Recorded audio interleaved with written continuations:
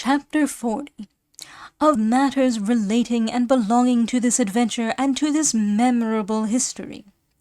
Verily and truly all those who find pleasure in histories like this ought show their gratitude to Cide Hamete, its original author, for the scrupulous care he has taken to set before us all its minute particulars, not leaving anything, however trifling it may be, that he does not make clear and plain.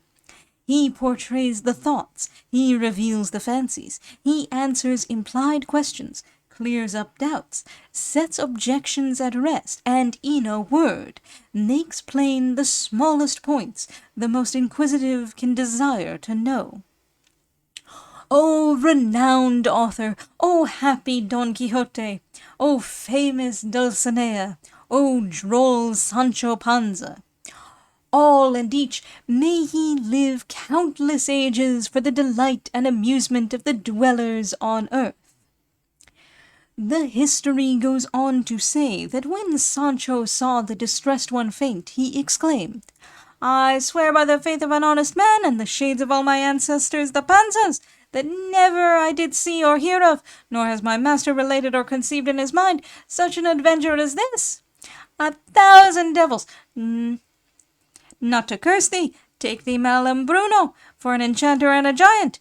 Couldst thou find no other sort of punishment for these sinners but bearding them? Would it not have been better, it would have been better for them, to have taken off half their noses from the middle upwards, even though they'd have snuffled when they spoke, than to have put beards on them? I'll bet they have not the means of paying anybody to shave them." "That is the truth, Signor," said one of the 12. "We have not the money to get ourselves shaved, and so we have, some of us, taken to using sticking plasters by way of an economical remedy, for by applying them to our faces and plucking them off with a jerk, we are left as bare and smooth as the bottom of a stone mortar. There are, to be sure, women in Kandy that go about from house to house to remove down and trim eyebrows, and make cosmetics for the use of the women, but we, the duennas of my lady, would never let them in, for most of them have a flavour of agents that have ceased to be principals. And if we are not relieved by Señor Don Quixote, we shall be carried to our graves with beards."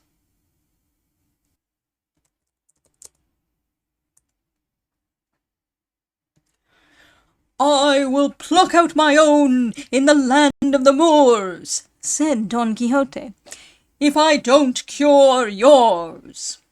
At this instant the Trifaldi recovered from her swoon, and said, "The chink of that promise, valiant knight, reached my ears in the midst of my swoon, and has been the means of reviving me and bringing back my senses. And so once more I implore you, illustrious errant, indomitable sir, to let your gracious promises be turned into deeds." "There shall be no delay on my part," said Don Quixote. "Bethink you, Señora, of what I must do, for my heart is most eager to serve you." "The fact is," replied the distressed one, "it is 5,000 leagues, a couple more or less, from this to the kingdom of Kandy, if you go by land, but if you go through the air and in a straight line, it is 3,227.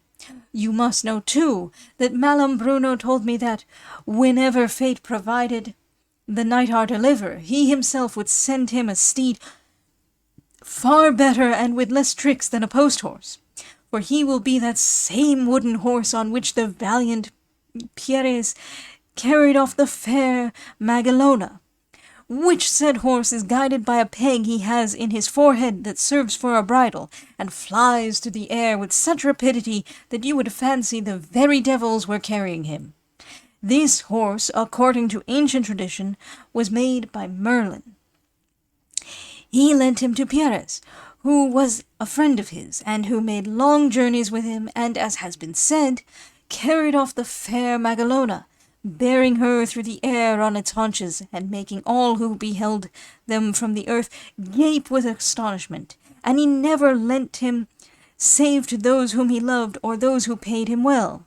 and since the great Pierres we know of no one having mounted him until now.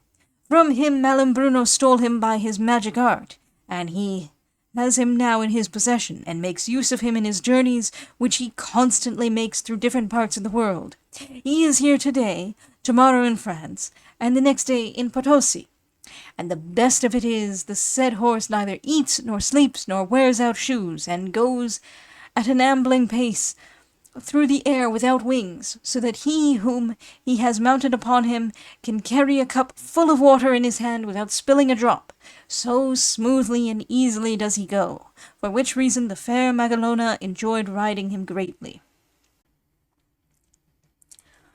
"For going smoothly and easily," said Sancho at this, "give me my Dapple. Though he can't go through the air, but on the ground I'll back him against all the amblers in the world." They all laughed, and the distressed one continued, "And this same horse, if so be that Malambruno is disposed to put an end to our sufferings, will be here before us ere the night shall have advanced half an hour. For he announced to me that the sign he would give me, whereby I might know that I had found the knight I was in quest of, would be to send me the horse wherever he might be, speedily and promptly." "And how many is there room for on this horse?" asked Sancho.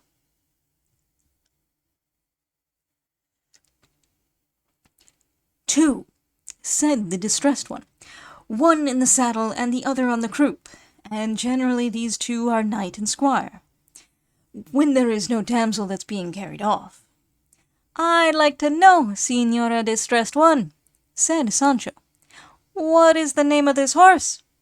"His name," said the distressed one, "is not the same as Bellerophon's horse that was called Pegasus, or Alexander the Great's called Bucephalus, or Orlando Furioso's, the name of which was Brigliador, nor yet Bayard, the horse of Reynaldos of Montalvan, nor Frontino like Ruggiero's, nor Boots or Periatoa, as they say the horses of the sun were called, nor is he called Aurelia like the horse on which the unfortunate Rodrigo, the last king of the Goths, rode to the battle where he lost his life and his kingdom."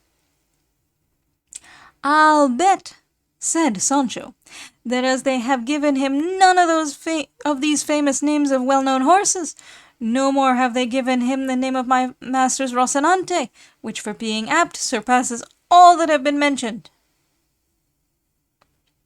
"That is true," said the bearded countess. "Still it fits him very well, for he is called Claviliano the Swift, which name is in accordance with his being made of wood, with the peg he has in his forehead, and with the swift pace at which he travels, and so, as far as name goes, he may compare with the famous Rocinante." "I have nothing to say against his name," said Sancho. "But with what sort of bridle or halter is he managed?"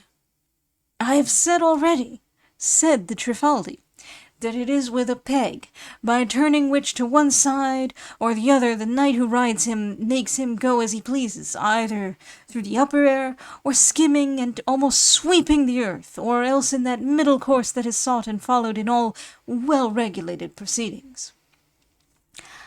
"I'd like to see him," said Sancho, "but to fancy I'm going to mount him, either in the saddle or on the croup, is to ask pears of the elm tree. A good joke indeed!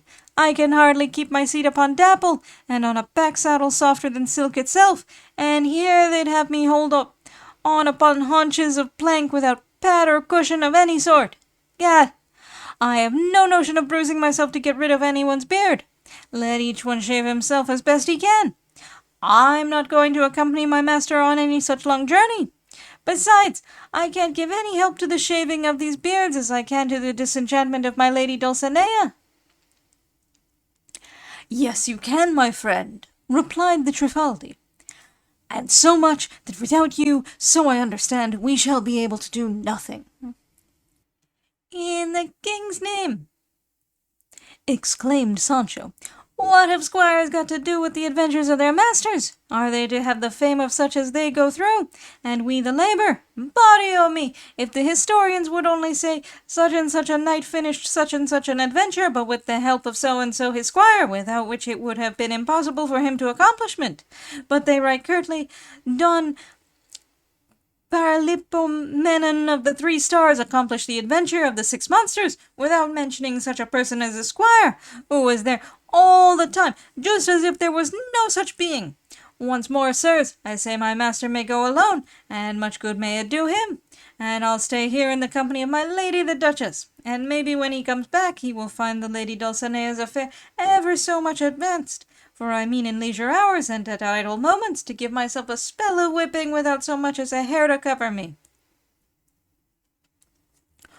For all that you must go if it be necessary, my good Sancho, said the Duchess, for they are worthy folk who ask you, and the faces of these ladies must not remain overgrown in this way because of your idle fears. That would be a hard case indeed. In the king's name once more, said Sancho, if this charitable work were to be done for the sake of damsels in confinement or charity girls, a man might expose himself to some hardships, but to bear it for the sake of stripping beards off duennas, devil take it! I'd sooner see them all bearded, from the highest to the lowest, and from the most prudish to the most affected. You are very hard on duennas, Sancho, my friend, said the Duchess. You incline very much to the opinion of the Toledo apothecary. But indeed you are wrong. There are duennas in my house that may serve as patterns of duennas. And here is my Doña Rodriguez, who will not allow me to say otherwise. Your Excellence may say it if you like, said the Rodriguez, for God knows the truth of everything, and whether we duennas are good or bad, bearded or smooth, we are our mother's daughters like other women, and as God sent us into the world, he knows why he did, and on his mercy I rely, and not on anybody's beard. Well, Signora Rodriguez, Signora Trifaldi, and present company, said Don Quixote, I trust in heaven that it will look with kindly eyes upon your troubles, for Sancho will do as I bid him. Only let Clavileno come and let me find myself face to face with Malambruno, and I am certain no razor will shave you more easily than my sword shall shave Malambruno's head off his shoulders. For God bears with the wicked, but not forever. Ah, exclaimed the distressed one at this. May all the stars of the celestial regions look down upon your greatness with benign eyes, valiant knight, and shed every prosperity and valour upon your heart, that it may be the shield and safeguard of the abused and downtrodden race of duennas, detested by apothecaries, sneered at by squires, and made game of by pages. Ill betide the jade that in the flower of her youth would not sooner become a nun than a duenna. Unfortunate beings that we are, we duennas! Though we may be descended in the direct male line from Hector of Troy himself, our mistresses never fail to address us as you if they think it makes queens of them. O giant Malambruno, though thou art an enchanter, thou art true to thy promises. Send us now the peerless Clavileno, that our misfortune may be brought to an end. For if the hot weather sets in and these beards of ours are still there, alas for our lot. The Trifaldis said this in such a pathetic way that she drew tears from the eyes of all, and even Sancho's filled up. And he resolved in his heart to accompany his master to the uttermost ends of the earth, if so be the removal of the wool from these venerable countenances depended upon it. The same wooden horse on which the valiant Pierres carried off the fair Magalona. For the story of Pierres and Magalona, see Part 1, Chapter 49.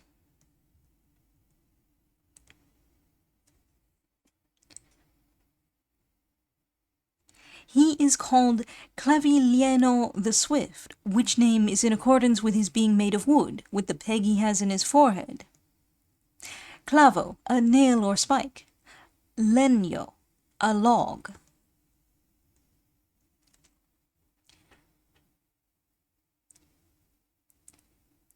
But to fancy I'm going to mount him either in the saddle or on the croup is to ask pears of the elm tree. Proverb 180.